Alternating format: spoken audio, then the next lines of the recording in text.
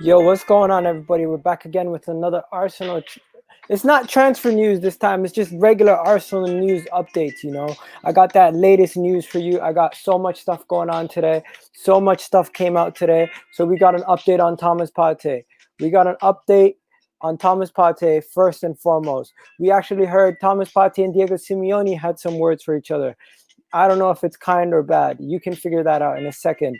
We're going to talk about this old story and Arsene Wenger breaking some news with that stuff. Obviously, we're going to talk about Kevin De Bruyne, Kieran Tierney, and Thomas Partey, in addition to Quad Puel talking a little bit of smack about William Saliba. The man himself, Martinelli, aka the new CR7, aka the new R9, is up and running and ready to go. We're going to talk about our predicted lineups, what we think our lineups are going to look like, what everyone thinks their lineups are going to look like.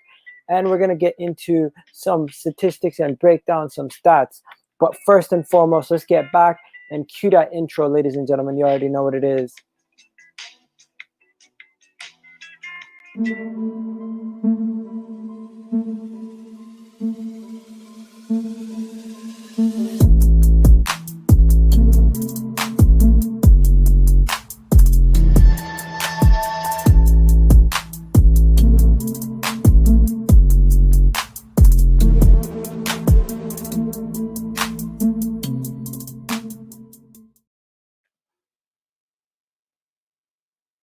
What's going on, everybody? I need you guys to go check out my channel and subscribe if you're new. And don't forget to subscribe, hit that button, and hit that notification bell while you're at it, ladies and gentlemen. EGTV, you already know. And if you're on your phone, it's even easier. Press that like button for me. And you know what? Subscribe while you're still here. And big up to everybody watching. Check out most of my content. I'll be throwing out more content every single day. Okay, ladies and gentlemen, so let's get right into it. So apparently Kevin De Bruyne is now actually going to be injured, and he will not most likely be playing. They have a lot of players injured, but it looks like Sergio Aguero could make it on the bench. Raheem Sterling will most likely start. And Gabriel Jesus is most likely going to be out. Zinchenko is going to be out. And Kevin De Bruyne will be out. So that is the injuries for Manchester City. Now, at Arsenal, we have our own situations. And one of those situations is Kieran Tierney. Kieran Tierney could be a late scratch and make it into the team after his whole situation with COVID-19 and the situation in Scotland. But what they're saying is the Celtic manager kind of blabbed his mouth a little bit, and he said some stuff about how Kieran Tierney and Arsenal have figured out their situation. So he's very hopeful that they'll figure it out for his player that plays for Celtic. And you know what? That is a very interesting statement, because if Kieran Tierney is ready to go, I think he slots right back into our defense, and he's going to play for us from the jump. So I don't know. What do you guys think? Let me know what you guys think, because I'm very hopeful that he will play, and also I'm very hopeful that Thomas Partey might be playing. But yeah, I got the boy Kesh with me. Yo, Kesh, what do you think about this whole situation with? What do you think about this whole situation with not Torreira, Kieran Tierney and Scotland? Because there was some news that he will most likely be available to play against Manchester City. I thought it's been confirmed. Yeah, it has been confirmed. That's what I'm saying. Mate, yeah. We're going to go out with our strongest team. I can't complain. Yeah, and I was just breaking it down. Kevin De Bruyne's injury looks extremely serious. Looks like he's going to miss a couple games. Yeah, and when the club tweets from their official account to tell you a player is missing a game, that's no joke. Yeah, he's missing. Yeah, so they're not playing games right now. And Raheem Sterling. Say it again. Gabriel Jesus as well. Pep saying that it's a risk to play him, because then he can be out for a lot longer than he's actually been told that he's going to be out for. So they're not going to risk him. I see him said something about Aguero back on the pitch or something. So I won't be surprised if Aguero was actually on the bench. That's the one I won't rule out. Okay, so what I'm going on their Twitter right now to double check. They put it on their official Twitter account, did they? Yeah. They said he's okay. Yeah, he'll be back. Okay, yeah, here it is. There's some nice words and stuff about Arteta here too. Interesting. Okay, so let me just put this up. So first things first, we're gonna cover the Kevin De Bruyne situation, and then we'll get to the Thomas Partey situation. So Kevin De Bruyne, he'll be back. It says from the official Manchester City account. So they're talking about Kevin De Bruyne missing this game and possibly missing more than just one game. I don't know what kind of injury does he really have. Do you know? My guess is going to be a strain. Yeah. So I'm looking at it right now. They're saying his injury is 1 second. He's out for that game. It's just everyone just the headline is just he's out. Everyone just keeps saying he's out. He's out. I do reckon it's going to be a muscular injury. They're saying he's been having injury problems during the debut, during his time at Belgium, and they're not really being very specific with the injury. Now this is like the third website I've been on, but one thing I will tell you is Kevin De Bruyne being a miss. He's going to be a big miss for them. They're going to be playing without their main man. People don't underestimate Arsenal, but at the end of the day, with an injury, the bookies now are switching it, and they're almost saying we're favorites now. For me, the fact they're not giving any specifics to what the actual injury is, I reckon it's something very serious that he's probably going to miss about 4 to 5 games from. Yeah, because I've now gone on 4 different articles, and none of them specify the exact injury and what the exact level of the injury is. So that to me is one of those things where you'd be concerned as a City fan if they're being this hush about an injury, right? Yeah, definitely. Yeah. So we got some comments. Mr. Bungo's always here checking out if it's live, and then we got Noor Hashi. What's up, Noor?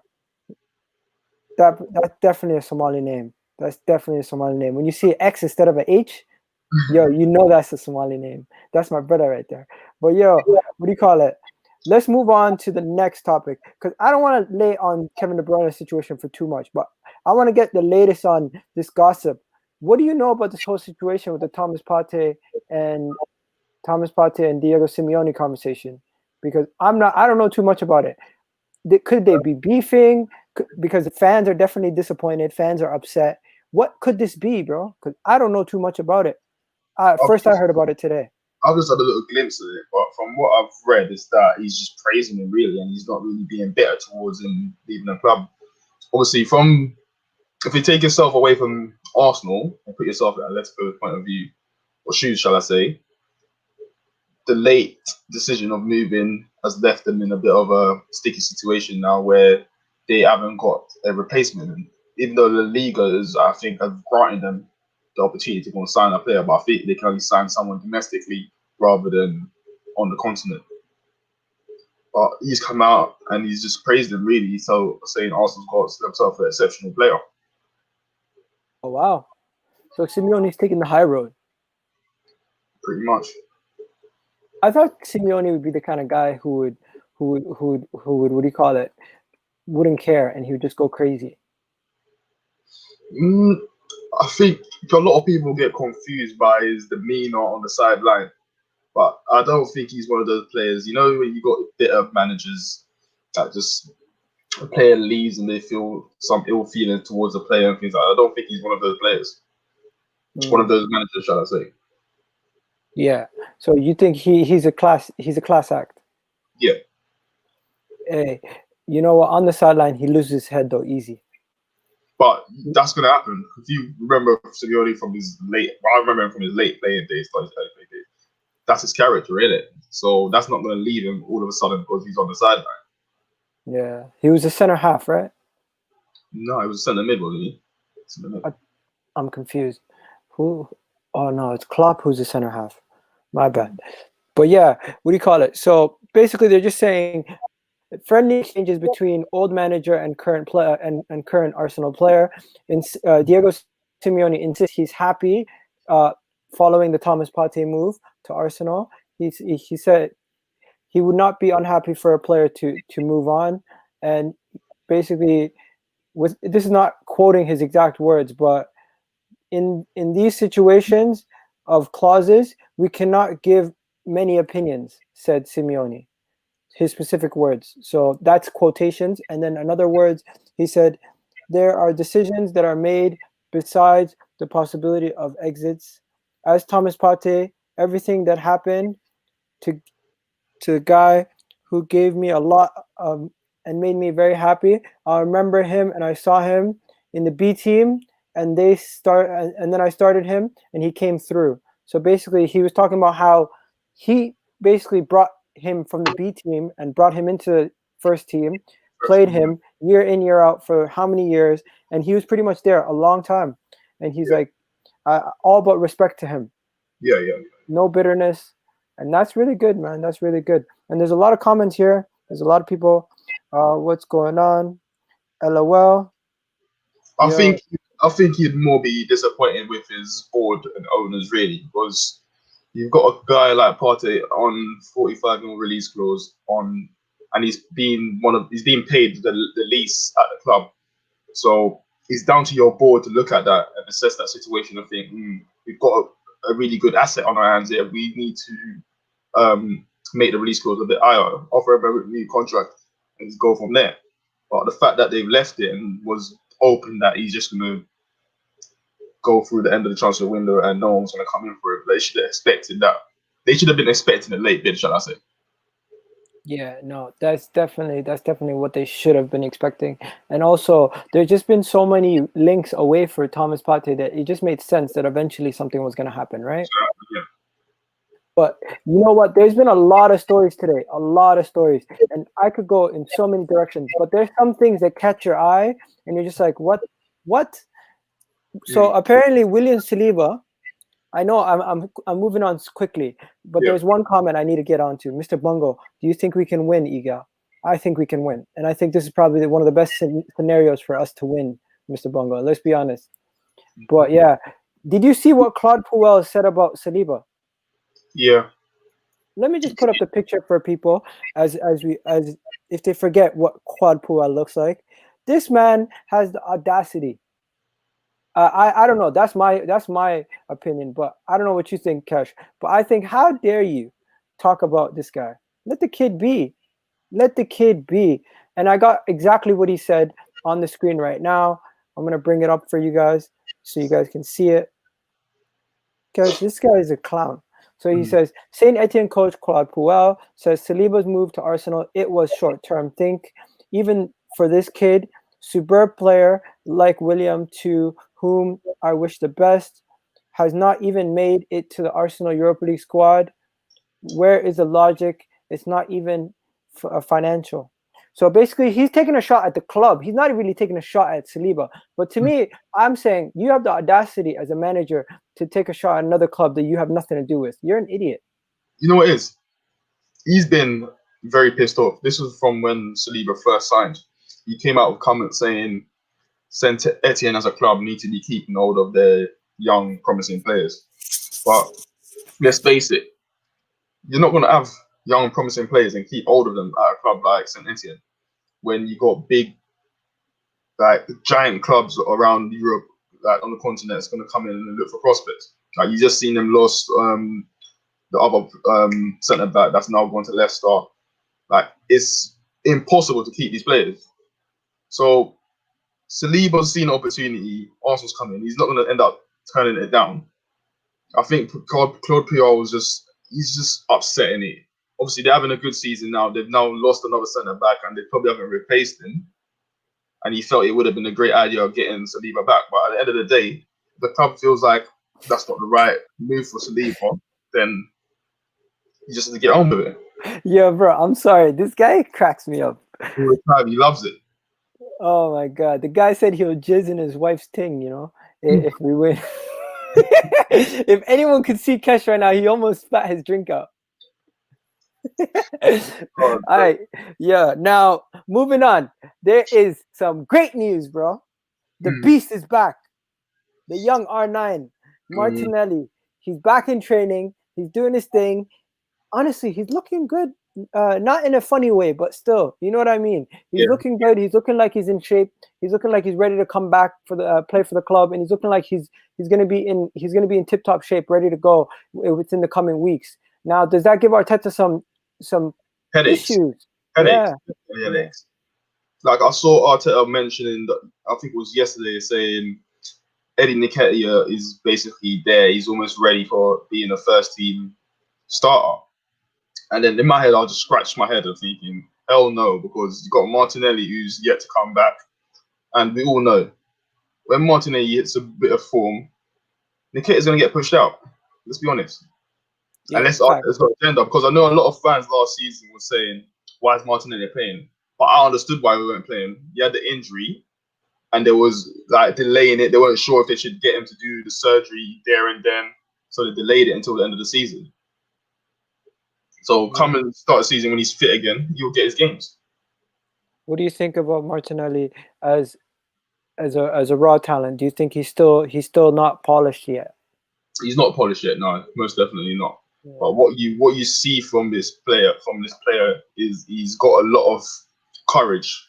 Like that run from the box. I know Kante slipped and everything like that, but it was a determined run. It was a very determined run. And then when you see the other chances that he's had, he shows up. He doesn't hide in games. So for a young player of that age, you got to applaud it. Yeah, even the West Ham game, that Chelsea game, everybody remembers that run. But yeah, they kept talking. He just had so many good goals as a player. But yeah, so this is the update from the club itself. Check below. They're saying who's returned from training, and he looks like a bigger guy. Like he looks like he's in good shape. Definitely put on a bit of Yeah, muscle mass on it. yeah, man, bro. Martinelli, big up to him. Nothing but good things to say about Martinelli, man. Martinelli is the man. But at the end of the day, he's going to have a big task at him to get into this team right now, because this team has a lot of options. I don't know about you, but I think we have a lot of options. We do have a lot of options, but one thing for certain is that centre forward position, it's not nailed down yet. That's one thing I'll say.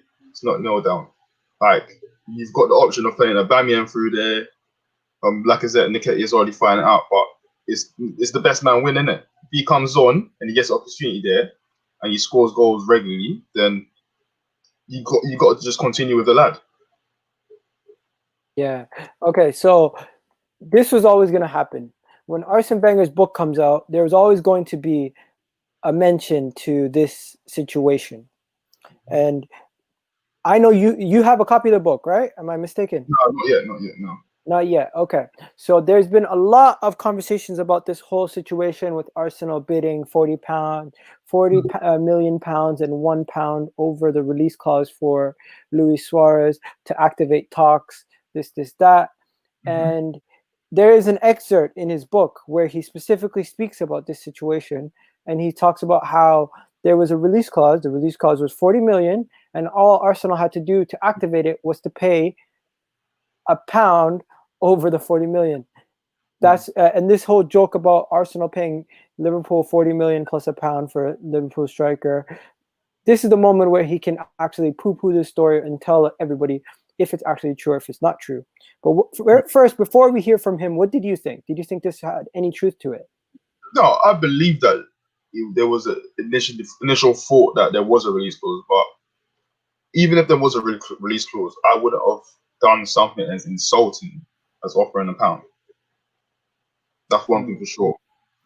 But from what I understand is there wasn't actually a release clause. That was just the agent saying they thought that was in his contract. But if that was the case, Liverpool, I don't know how it works over here. Normally there's not really release clause in this country. But if that was Spain or something, so on, that would have got accepted if there was a release clause. So the clubs only got themselves to blame.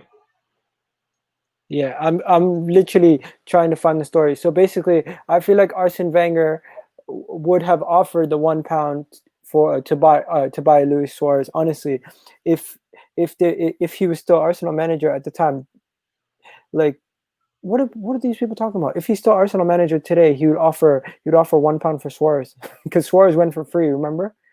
Oh, that these people are dead banter. Okay, so here's what I found. They're saying that it might have been just a common mistake, but I can't find anything specifically that's going on it. So we're gonna have to come back to it. But in my mind, I think what happened was what you said, where Liverpool had a situation where they said anybody pays over this amount, we'll Yeah, sell him, and Arsenal came and they almost like disrespected them, so they disrespect. never wanted to do it. That's why. But And either way, even if you got the release clause, the disrespect alone forced Liverpool's hands to persuade Suarez not to go. Because Gerrard had a word with him on the stay this season. We'll see how things go, and you can always move again the following season. So if Arsenal had gone in with an actual proper strong bid, I think we would have got him. Because then Liverpool would have had time to even think about it and think, what are these lot playing at? You know what I mean? yeah, no. The thing about Luis Suarez, though, he comes into that Arsenal team, we would have, it would have changed a lot. It would have changed a lot. We'd have won a league. Without a doubt, would have won a league. Remember, at that point, that time, Arsenal was just missing a striker. Like, we used to always create chances. Obviously, our defense was shit, but it Yeah. wasn't a thing where we couldn't outscore teams. We could outscore teams with a Luis Suarez playing up front. Okay, so here's from Arsene Wenger's mouth. Arsene, on that bid for Suarez, we agreed, we had an agreement with the player and his agent, but the agent claimed that there was a clause. We offered 40 million to Liverpool, would be an obligation to let him go. And it wasn't. To check this was true, we offered that it wasn't true. It wasn't true. Okay, what he said, technically he said we did offer. Yeah, we offered it, but it wasn't true. What? The estimate, the fee wasn't true. What do you mean? The offer that we offered 40 million plus a pound was true. That was not a release clause. That was not true. Okay. Obviously, if it was agreed with the agent, the player, and everything, he was willing to go. But I just felt if Arsenal had offered 50 mil, we'd have got him. Yeah, I probably think we would have got him too. Because how much did he go for the next summer? Not much after that. Exactly. But Luis, you know what? Gerrard did the best. Gerrard did the best that he could with the team that he had. And Luis Suarez, if he would have came to Arsenal them times, don't forget this guy got a ban from playing football, and he still friggin' came back and killed it. Because how many games did he miss again? Remember? And he came back and he scored like 30 plus goals in the league. Was it not 8 or something like that? He only played 30 games, and he outscored the amount of goals that he per game. He got 3 more goals in his games, right? I'm sure it was 8 games he missed. What? So I'm sure it was 8 games he missed. Yeah, some crazy stuff like that. It was mental. But the guy's just a beast. You can't really fault anything on Arsenal's side. We wanted to get him. We tried to get him. We failed, and they kept their guy, and we got stuck with some stuff. Now I want to show you guys what the Kieran Tierney stuff. Who broke it? Arsenal broke it, right? No, I saw someone else on Twitter break it before. No, but the Arsenal mentioned it on their Twitter page that he's back. Okay, I didn't even see that one now. No, because they didn't mention much. They mentioned Thomas Partey is in training, and they showed a lot of pictures of Thomas Partey. They showed pictures of Gabriel, but I did not see anything about Tierney in the Arsenal on the Arsenal Twitter page. Where I did see stuff about Tierney was on AFTV. They were talking about it on AFTV that he could possibly be back, and also the person who snitched was the Celtics manager. The Celtics manager was talking about how Thomas Partey, how his player could possibly miss the game in Scotland, but Arsenal are lucky where there are different rules in England. Yeah, Ryan Kirsty. What? Is there a player Ryan Kirsty? Yeah. But what's going on with Scotland? I'm still confused. I don't know what happened. They just. What do you mean? In what way? No, like what happened? This whole isolation situation, everything. It was just confusing. Okay, here's the guy who broke the story. That he's back. I found it. So this guy right here, he's the one that announced Arsenal are looking poised to announce they will have Tierney available for tomorrow, cutting short his 17-day isolation. As Scout UN Sport reported today, we expect the Celtics to demand same for Ryan Kirsty for the Rangers showdown. basically Scotland's just got strict rules up there for the COVID, rather than down here it's a bit out of control, a bit iffy. Like they wanted Kieran Tierney to stick to the rules and not show any preference because he's a player of a person of stature, shall we say, yeah. But now that they've done that, now Celtic's going to demand the same because why should they not be able to get the same treatment? Just because, 100%. like, you know what I mean? Like at the end of the day, I don't think Tierney was even close to the person. He's been tested like every day, and he's showing up as negative. So why should he not play?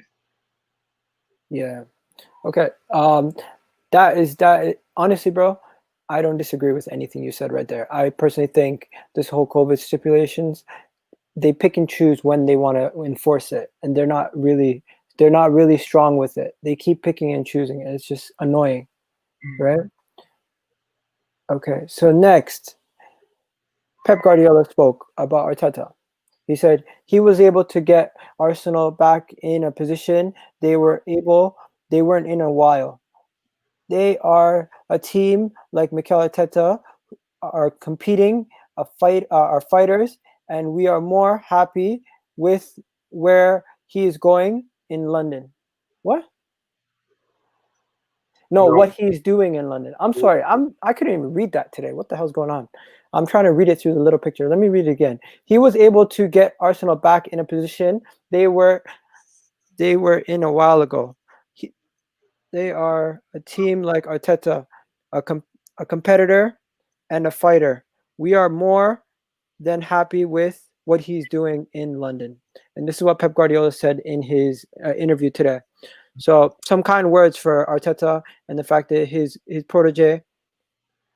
What do you think, man? Do you think it's going to be the student beats the master or what? Or do you think it's more like two colleagues that are just like friendly?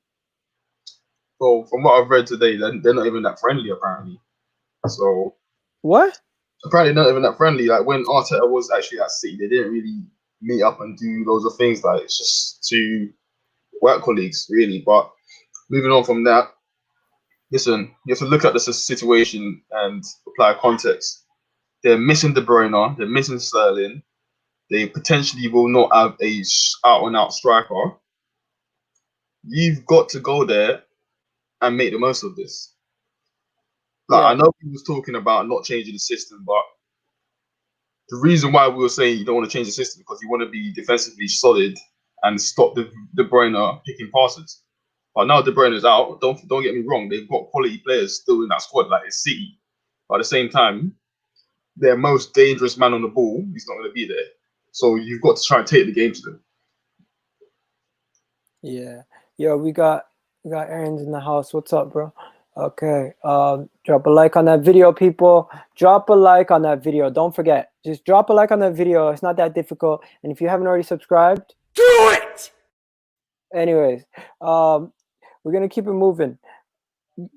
Let's be honest, bro. There's not a lot of stuff that we spoke about that we haven't already covered. Jose's ridiculous attack from Wenger, yeah? This guy has had a chip on his shoulder despite him beating Wenger so many times. The guy wish he has his class like Wenger. He wish he was Wenger. He wish he was a man like Wenger. You know when someone's just, they've got it all in their life, but they're still not happy. He's had all these achievements and he's still not happy. The guy's a complete fool. Like every manager he's come up against, he just doesn't fit in. And sometimes he feels like he's trying to bully people, but don't get me started on this guy, bro. Okay, so Jose Mourinho, if you guys don't know what he said they asked him a question point blank, explain why you were left out of Arsene Wenger's book. His response was, he never beat me. So why would he talk about me? Ridiculous. Basically saying, yo, he's a nobody to me. So why I'm better than him? What? So exact words, because he never beat me. Those were his 5 words that he said to destroy that conversation. And you know what? It suits him to be a Tottenham manager taking shots at an Arsenal legend. Probably all the Tottenham fans probably love that. You know, he's very Yeah. calculated. He did that specifically for a reason. Mm. It's a calculated response. Guy's a prick. You have nothing more to say. Okay. We'll leave it at that. We'll leave him at that. Now I wanted to talk about something that Kesh, you know me. I like my stats, I like my heat maps, I like all that random shit, right? So I got this for you. And I know you're into this kind of stuff too. I think you might find this interesting. Since this season began, right? Mhm. Look at these 2 goals that they've scored and the 2 goals that we've scored, right?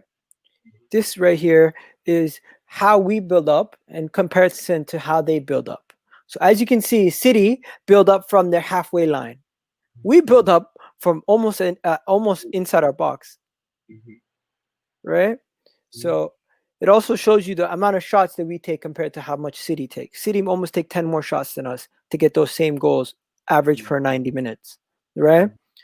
Shots on target. Guess what? They take 10 more shots than us, but we are more clinical with our shots. We get 4 of our shots on target compared to their 5. A lot of their shots are pop shots from outside the box and just attempts that, because they have the ball so much, they take more shots that are not on target and not effective. In addition to, you can see here that big chances created, we create more chances per games. Is that surprising to you? Um, I would say so. You know, it's very surprising. Yeah. So I would this is only based on our first 4 games compared to their first 2 or 3. 3. free. Yeah, they got a game in that, ain't they? Yeah. So this is in a smaller sample size, but of course, this is quite interesting. Now, goals conceded. Imagine 2.3 City are conceding.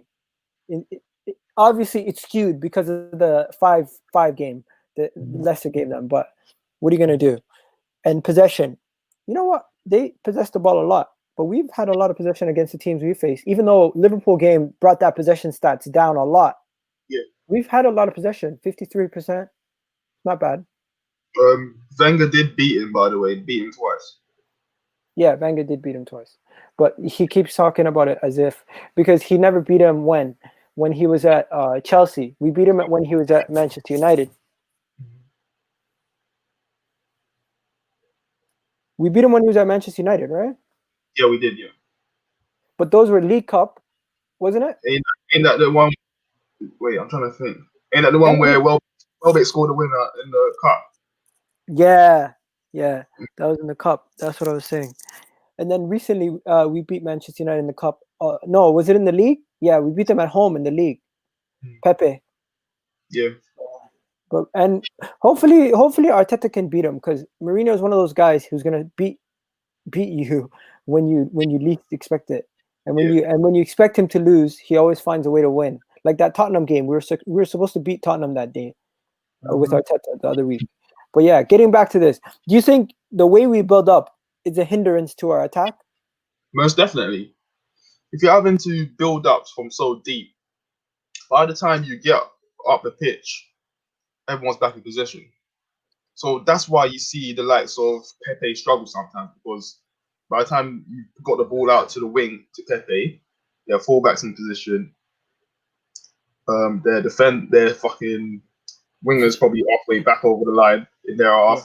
So hopefully, when we do change the formation, we can see a lot more effective playing and a team actually receiving the ball a lot further up the pitch in terms of Xhaka, Partey, and that comes down to just being brave. But like a lot of the times when our midfielders get the ball, you don't see them take the ball on half turn. It's always shielding it like that and then laying it off.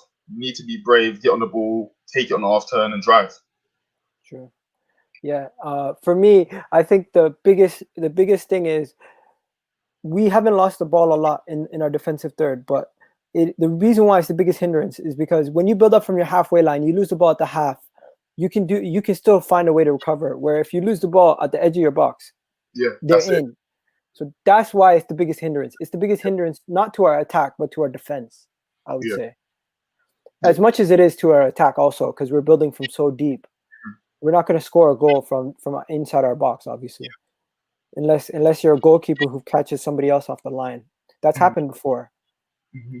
Was that Joe Hart got caught off his line? I'm not quite sure. I don't know, but I've seen Adrian take the ball from one side of the. It was Pickford when Rooney scored that great goal against them.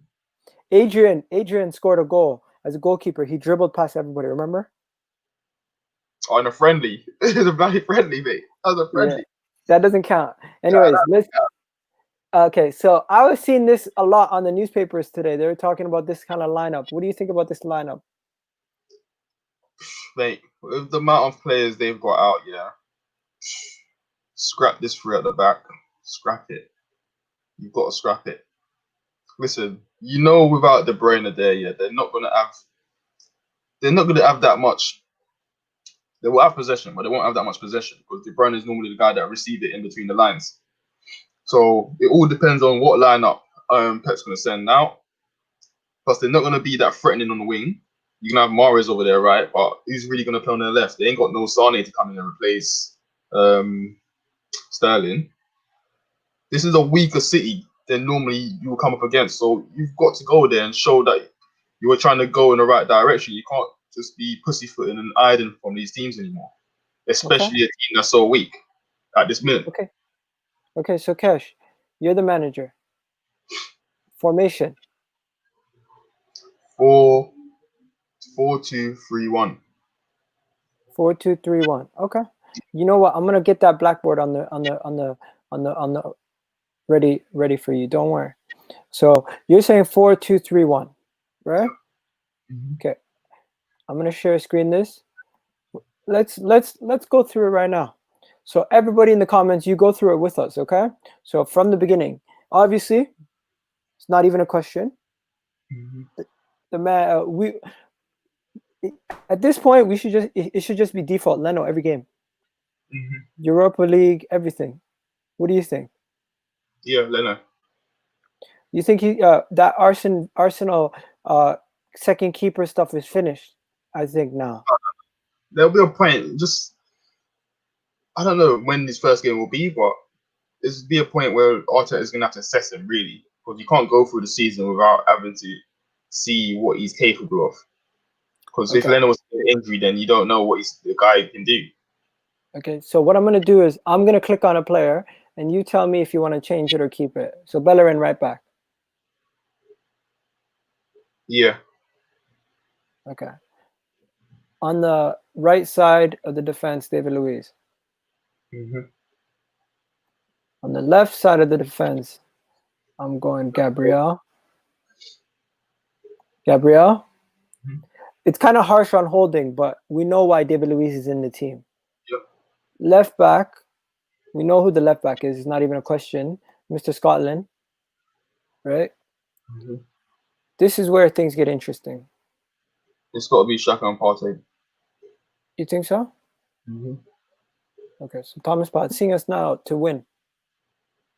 Listen, if we don't go there, we shouldn't be leaving anything less than a draw. Let's be honest. Anything less than a draw. Yeah, okay. Next. You got to put Willian in there. Willian? Ooh, I was going to say Saka, you know. Got to put Willian in there. I was putting Willian on the right. You're putting Willian in the 10. Putting Willian in the 10. Okay, who's going here? Pepe. So you're playing Willian, Pepe, Lacazette, and Aubameyang? No. You put Aubameyang through the middle, mate.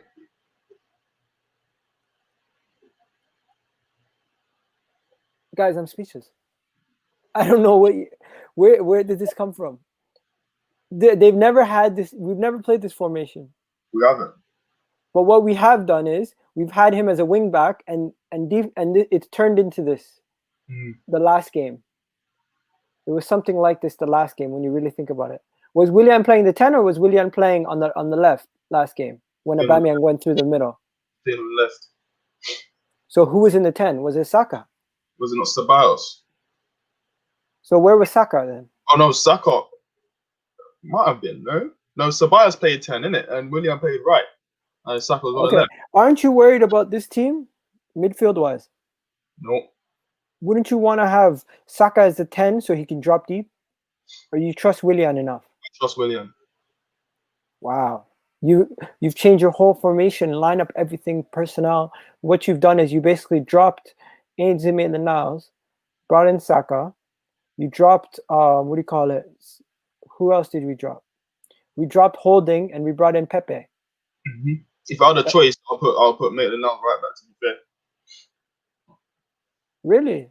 Mm-hmm. Don't you forget, Bellerin played amazing last game. That's just Bellerin. He's gonna give you them games once in a while. Okay. What about there's some stuff that we haven't spoken about? Emil Smith Rowe didn't go out on loan. Yeah, I think Arteta's got him in his plan. The same with Reece Nelson as well. There was a few clubs that was interested in Smith Rowe, but they batted it away. Arteta's idea is that he's going to give these lads games in Europa League. True. Okay, let's go through these comments. These comments are killing me right now. Okay, so first, let's go to the top. So Ben, he's gonna go crazy with some silly stuff, and then what do you call it? Partey is gonna boss the midfield. Yeah, I definitely agree. Edison versus Shea Adams. Yeah, Edison got beat off the line by Shea Adams last season. Xhaka should be in the game. My boy's talking about some random. And then you got Leno. Yeah, of course we're picking Leno. It's not even a question. Pepe has to play. I want to see no Willian BS. You know what? You say that, but Willian performs well against City for Chelsea. Always performs well against City. In goal. Yeah, Bendo is that one. Oh man, these guys are going at it. The reason why I've gone for that front four as well is because we need guys that's gonna run at City's defense. That's the way you get through City's defense. You run at them. You cause a chaos. They don't like when you got runners making chaos. They don't like that. Yo, did Ainsley Maitland-Niles die? Why isn't he at right back? What do you think? As I said, if it was my choice, Ainsley would be going right back. I've said it. I think Ainsley is just the perfect guy to have on the bench. He can play so many positions. And if he's on the pitch, he's the perfect guy not to sub off because you don't want to sub him off. He can play so many positions that if you have a left back gets injured, you can sub him on. If you have a left back that gets injured and he's playing as right back, you can bring Bellerin on and move him to left back. There's so many options for him if he plays or if he doesn't play. That I always feel like he's gonna find a way on the pitch. He's like a James Milner in my opinion. Utility man to the fullest. Okay, why Xhaka? You have to answer this. Do you want me to answer it? Because you know what, I like Xhaka, and it's not because he was the only best option that we had. It's because I can see that his passing range and his ability on the ball, he's a little bit more progressive than people make him out to be. He plays a lot of progressive balls to the left flank that starts our attacks that people don't notice. And those are the things that I feel like get underestimated. In addition to that, before we had Thomas Partey and Ceballos, he was the only midfielder who could actually have the passing range and the ability to make those passes deep from within the midfield into the attacking third. So that is another skill that he has that is really good. And he may not be the quickest guy. He may not have the most speed and the most stamina. What word am I trying to say? The mobility. Yes, he might not have the most mobility, but what he is a midfielder who you can trust will not hide in a game, unlike other people that we've had before. Anyways, I'll let you go. You know why Xhaka's in my team? Because see that left hand side, it's gonna be very attacking in that game. Xhaka, even though he plays in midfield, he shuffles across and he covers the runners. So once Tierney's gone up the field, he will shuffle across. He'll give a bit of protection there. He's not good running back towards his goal. I get that. But one thing he does follow to the manager's instruction, and he does that job pretty well, as you saw from last season when you had Tierney and Saka playing. He would always go over to the left-hand side and cover that side. before it. So while they're up the field, further up the field.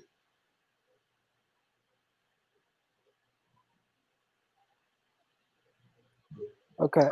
Everyone's saying El Neni, to put El Neni in there. I don't understand that because El Neni is very defensive, very, very defensive. So I don't see how you're gonna play El Neni and Partey. Okay. 1 second. So I don't honestly. Neni and Partey is only going to play in a double pivot if we have a really, really good midfielder Yeah, that can play in front of them. Exactly. If you had Hour now, then you can say play El Neni and Partey together because you're gonna have that person who's gonna receive the pass in the off space. Okay, so this is a little extra. He takes 8. I'm not even gonna read it. He just says 2, 8, 2, 7, 2. Good enough. No one's saying Xhaka's good enough. I don't think Xhaka's good enough. I would have, if it was my choice, I would have let Xhaka leave during the window. But at the end of the day, whenever you've seen Arsenal play and Xhaka's not in that team, the team does not perform. Facts. He don't perform. He's a terrible player, but if this player is so terrible, why can you not perform without him? He obviously gives you some sort of stability despite all his negatives. Yeah. Yo, we're gonna end it off on this, right? We already know what our predictions are, but now that Kevin De Bruyne is injured, are we the favorites going into this game? Are we the favourites? Of course not. Of course not. The bookies are lying. We're not the favourites. Come on. Just because De Bruyne is out, Sterling's out, Aguero's out, City's got an abundance of talent. Sterling's in. He's gonna play. He's not out. They've got abundance of talent. We're not favourites. What we are, we're underdogs going with a very good chance of winning. That's all it is to it. I would say the game is now a pick'em. It's no longer a favorite. There's no favorite anymore. You pick who you want to pick. It's almost like it's a coin toss. But you know what? This is to rivals. Underestimate us at your own apparel. We're no joke anymore. Guys, keep laughing. But you know what? Those are dead jokes. You're still talking about a team from 2 years ago. You're not talking about the team that we have now. So get it through your heads. You know what? I just want to say one last thing. You know, the only thing that's holding this Arsenal back here is getting back in the Champions League. I know we used to be in it and we didn't used to do anything, but this is under different structure, yeah? Arsenal need to be in the Champions League so they can add way more quality to this team. The likes of Ozil will be leaving next season. It's going to free up funds. David Luiz, Socrates. You don't be surprised if you see Arsenal go and spend 150 mil next transfer window. That's only if we're in the Champions League, though. If we're in the Champions League. We have been spending heavy, even though we weren't in it. But you know what? Could it be the Manchester United thing where they spend heavy when they're not in the Champions League, and when they're in the Champions League, they don't spend money? Nah, it's because this team. It's hard to. You know what? You can't even compare yourself to other clubs. You can't. Man United have been doing this, but let's face it. The reason why when they're in the Champions League they don't do it because they haven't got a manager that they believe in. Solskjaer is only there just to keep the fans happy. You know what I mean? Like he's gonna listen to what the Blazers do and he's gonna try and calm the fans down and everything. But I do feel we will spend once we're in the Champions League. Arsenal tend to spend, like we see the likes of Sanchez, Ozil. We do tend to go for these players when we're in the Champions League. My guy is on a mad thing. He just keeps talking about his wife. Yo, your wife better not be watching the channel or you're gonna get duffus. Yeah, what do you call it? First, let's go to this comment. Ceballos. I like Ceballos. I'm gonna answer this one. I'll leave you the Grealish and Arwa one. But Ceballos, I'll tell you this. Ceballos played good against Liverpool. But as we said, if we're trying to take the game to them and we put a lot of attacking options, Xhaka gives us more defensively than Ceballos does. So it depends what you want from your two midfielders that are going to be the double pivot. But if you're going to play a 3, it's a different story. If you're going to play a 3-4-3, then you're going to have a Ceballos or a Xhaka. And I think they're interchangeable in the 2 midfield. But in a 3, where you need an attacking option up front and you need a double pivot, I don't think Ceballos is going to be that double pivot role. No. And yeah. Now, let me leave this to you. Grealish or Arwa? What do you think? Those two. If you weigh it up, Grealish, they're going to demand a lot of money. He's just signed a new contract. They wanted 80 mil and he only had, what, I think 2 years left. Now he's got, what, is it 5 years? You really think we're going to get him on the cheap? Plus he's English. I think that's out of the question. For me, he's one of two choices. Dominic Szoboszlai, shall I say, and have to be our main targets. But then again, it all depends on what formation Arteta wants to play, because some people seem to think that is a out-and-out 10. He's not an out-and-out 10. No, he's a left-sided midfielder who plays in a 3. Yeah. Like, he's more of an 8, you know what I'm saying? So, yeah, he's more of a Pogba. If Arteta wants to play an interchangeable 3, then yes, he's the perfect guy for us. If he wants to play at number 10, then I don't think that's the option. Okay. What I'm going to do now is we're going to end it off, but I'm just going to look at these 2 last comments. So we got a Chelsea fan saying Ceballos is a joy to watch, very underrated. Big up Will. We got another one here. But, bro, we got Partey now. Partey as a destroyer and Ceballos to control the game and Willian to attack. Brother, if you don't know, Thomas Partey is probably one of the best dribblers. He is the best dribbler in our team, and he's one of the best dribblers in world football. So he's not just a destroyer. This guy's a box-to-box midfielder. Don't be surprised you see him dribble into the box and score worldy. The thing is, people understand you play Partey, you play Ceballos, and you play Willian attack. Partey is going to go forward at times. Or are you going to trust Ceballos to sit there and clean up? It's not going to happen. Ceballos is as much as an 8 as Partey is. You get it? So because Ceballos ain't strong and he's a destroyer, he's an 8. He's an 8. You can't just have him as a double pivot. You know what I think, Kesh? People are so used to having players that are not complete, that can only do one thing. So they think Thomas Partey is one of those guys who can only do one thing. They're like, oh, he's just a Kante. No, he's not. He's just a Michael Essien. No, he's not. He's Partey going forward. You're not going to just see him sit there and dictate play. You know what? I'm not going to compare him to Vieira, but we haven't had a complete midfielder who can play every single spot in the midfield since a Vieira. So this is why people have been asking for someone who can do everything. This is a utility belt.